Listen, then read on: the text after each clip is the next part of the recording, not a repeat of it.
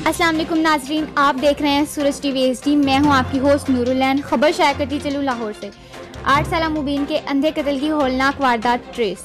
SDPO Kanha circle Shoaib Memon की सरबराही में SHO नश्तर colony Abdul वाहिद और इनकी टीम की बड़ी कामयाबी।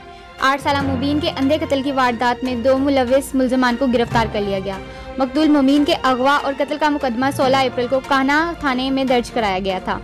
गिरफ्तार मुलजमान में 8 साला अली शेर और 10 साला जैद शामिल हैं। मुलजमान का दौरान तफ्तीश अपने जुर्म का एतराफ़। मुलजमान ने मकतूल मुबीन को मामूली तलकलामी पर ईंटें मारकर कत्ल कर दिया। कत्ल के बाद मकतूल की लाश को खेतों में दबा दिया गया।